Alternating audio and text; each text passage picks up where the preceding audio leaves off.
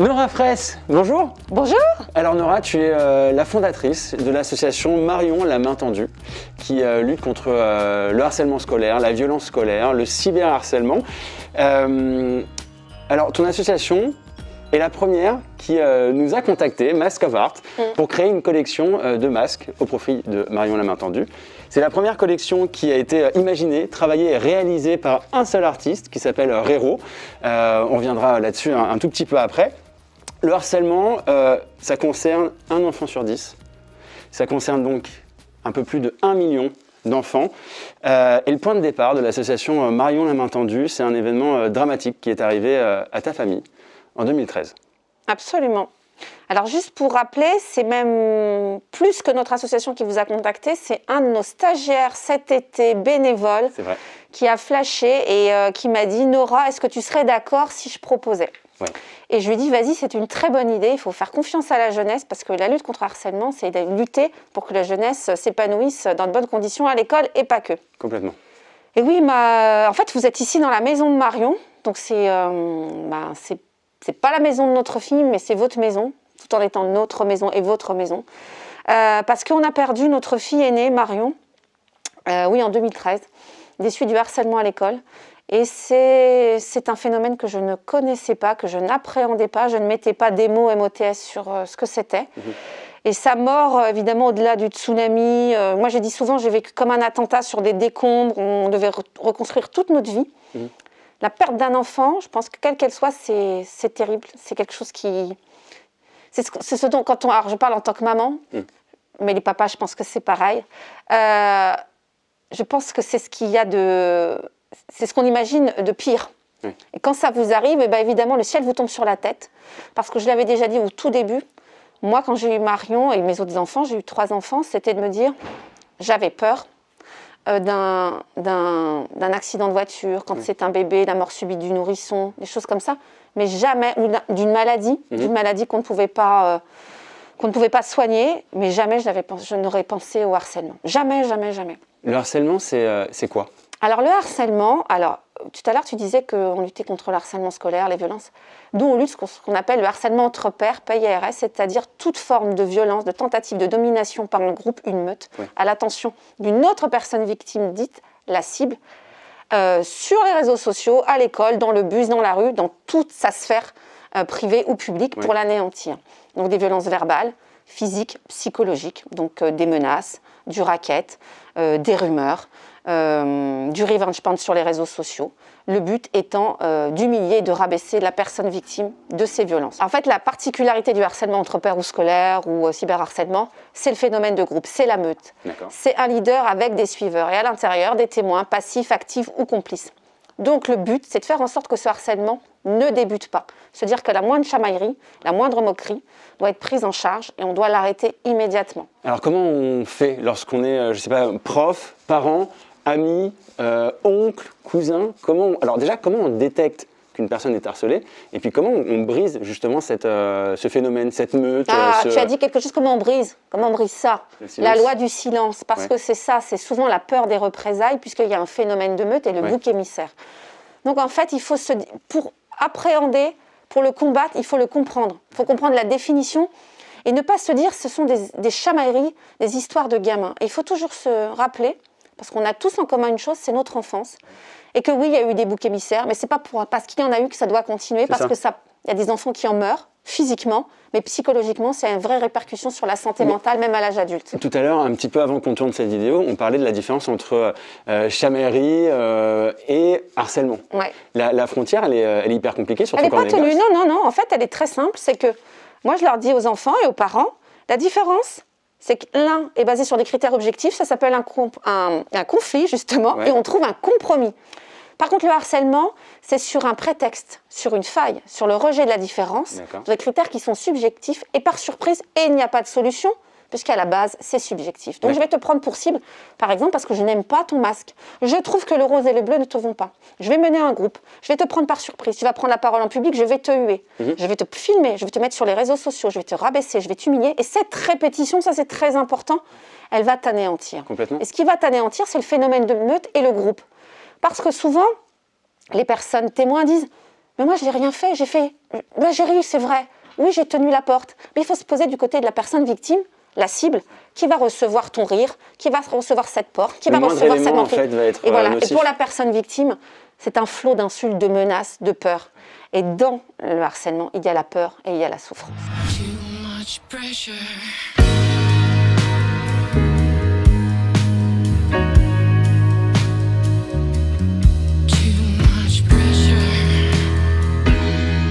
Il faut briser le silence. Ouais. Si on voit le moindre événement, le moindre signe, le moindre mot, machin, quand on est parent, par exemple, qu'est-ce qu'on fait? On appelle l'école, on appelle la police, comment ça marche? On vous appelle?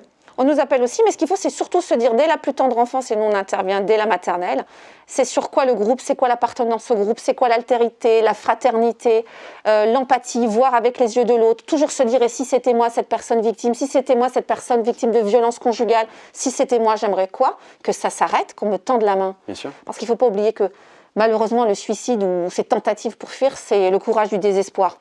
C'est fuir par tout moyen. Et les enfants ont besoin qu'on les aide. Et les adultes aussi, parce que ça a des traces à vie.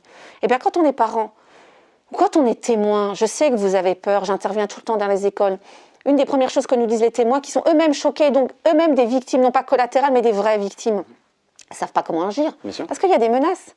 On dit, tu ne dois pas parler, c'est la peur des représailles. Bien sûr. Mais il ne faut pas avoir peur. On a le droit d'avoir peur et en même temps, il ne faut pas avoir peur. Parce que le groupe des témoins est beaucoup plus fort que la meute. Mais est-ce que le groupe des témoins est en quelque sorte aussi victime, entre guillemets, du leader? Parce qu'il y a forcément un leader, il y a forcément un qui dit, si toi tu parles, tu vois ce que je veux dire? Mais il faut les rassurer, parce qu'en fait, comme je leur dis souvent, le phénomène, c'est 1 élève sur 10 en moyenne par classe. Ouais. Pour le cyberharcèlement, 1 sur 4. 1 sur 10, on va dire, on va faire très basique, 3 élèves par classe, des meneurs 5, 6, 8. Sur une classe de 30, en moyenne, on est sur ça. Ouais. Le phénomène, le nombre de 22 personnes de témoins est bien plus élevé que celui de 5 et 6. Qu'est-ce qui fait que le 22 a peur du 5 et du 6? Parce qu'il a peur des représailles, il a peur que ça lui arrive. Mais quand on leur apprend à devenir forts, à devenir des ambassadeurs, des leaders positifs, et se dire qu'être populaire, c'est de sauver des vies, comme les pompiers, comme la police, comme un médecin, ça change tout. Complètement. Donc c'est un vrai travail qu'on fait. En fait. Exactement. Voilà. Vous êtes les héros du jour. C'est bien de faire ça, c'est bien d'en parler, c'est bien de lever la voix. Et toujours vous dire, il n'y a pas le monde de l'école qui est un monde irréel et le monde réel. Parce que quand vous prenez la même situation avec des enfants, qu'on fait des mises en situation du théâtre forum, et vous leur dites, vous êtes agressés dans la rue, il y a des témoins, les enfants vous disent, je filme, j'appelle la police, je préviens mes parents. Et là, je leur dis, bah alors vous êtes des poucaves, vous êtes des balances. Ils me disent, bah non, on vient porter secours. Eh bien, l'école, c'est pareil, vous prenez un adulte de confiance. Le CPE, l'aide, l'assistant d'éducation, un parent, un adulte de confiance. Ouais. C'est très important, il faut briser le silence. Parce qu'en fait, la meute, elle sait que vous avez peur. Mais moi, j'ai pas peur. Nora, dans de nombreuses interviews que j'ai vues de toi, tu expliquais que Marion, lorsqu'elle rentrait à la maison, était Marion. Et que avec ton mari, ta famille, tu n'avais rien vu venir. Comment est-ce qu'on peut détecter la moindre faiblesse? Enfin, c'est vachement compliqué parce qu'on a beau être moqué à l'école. Moi, ça m'est arrivé aussi quand j'étais en 3e, en 4e. J'ai eu des moments où on s'est moqué de moi pour ce que j'étais. J'arrivais à la maison, tout allait bien. Je ne le montrais pas.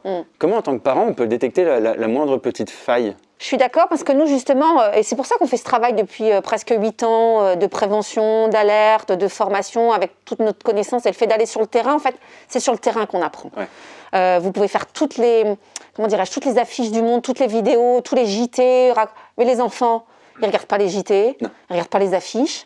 Un peu quand même, mais au moment des journées de prévention, il faut leur parler, à cœur ouvert, à leur dire qu'on est là. Et donc, il faut apprendre à recueillir la parole. Et oui, les enfants, ils nous ont tous dit, moi, quand j'ai écrit Marion 13 ans pour toujours, où je culpabilisais, et je culpabilise encore, en disant pourquoi je n'ai pas vu, pourquoi elle ne m'a rien dit.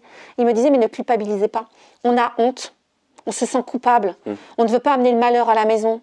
La maison, c'est notre cocon, c'est notre répit. Ouais, on met ça de côté. On met ça de côté. Moi, je suis une personne âgée.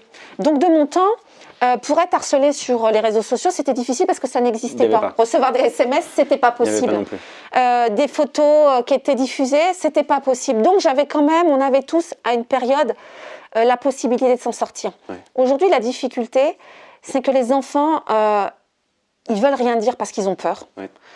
Certains nous disent, je ne veux pas que mes parents interviennent dans l'école parce qu'il y a la pression du groupe qui dit, oui, tu ne sais pas te défendre, tu fais ta victime, etc. Ça, alors que non. Il ne faut pas avoir honte. Ouais. On peut avoir peur, mais il ne faut pas avoir honte, il ne faut pas culpabiliser. Ouais. Et je leur dis souvent, Moi, si demain je suis agressée par 6 personnes dans la rue, même si j'ai des super pouvoirs, j'aurais besoin qu'on me porte secours. Donc vous avez besoin qu'on vous porte secours. Et je dis, et c'est souvent ce que disent les personnes victimes, elles se sentent, parce qu'une des plus grandes conséquences du harcèlement, c'est l'isolement. Et parfois on s'auto-isole en se disant je me mets toute seule, comme ça on ne me verra plus. C'est une sorte de protection, mais finalement c'est pas la meilleure. C'est pas la meilleure, et ce qu'on a besoin, on voit le groupe qui rit, et on se dit ris de moi. Il y a presque une paranoïa qui se met en place. Donc on a le droit d'être seul, mais on ne doit pas être exclu et isolé.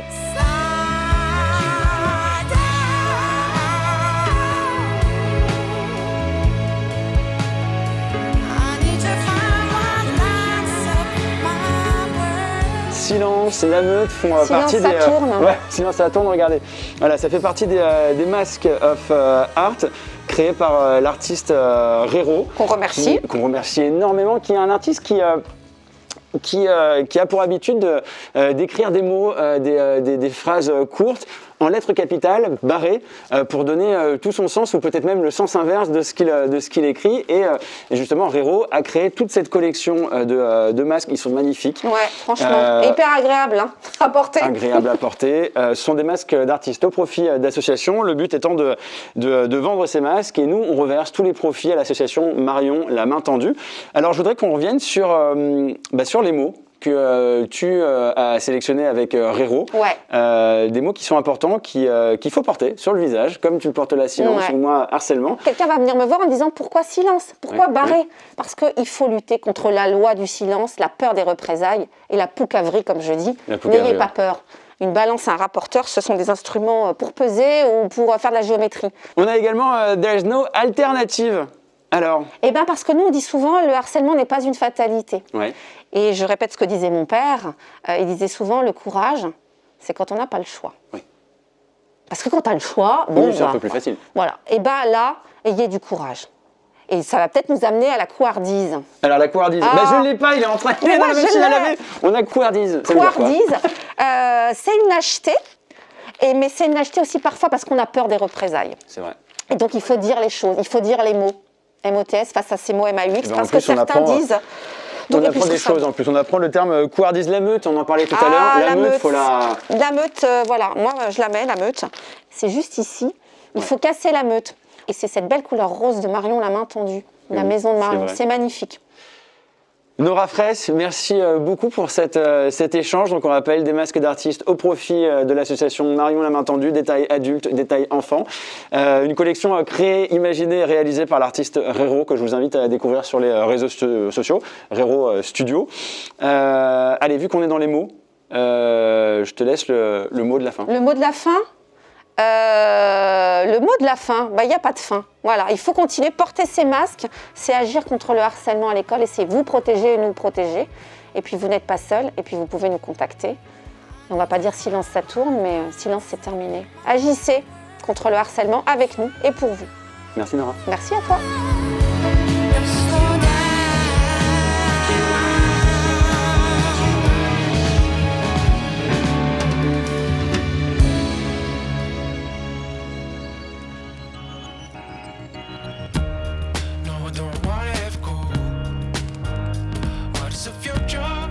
Stuck in the middle. Oh my, I'm falling for another one.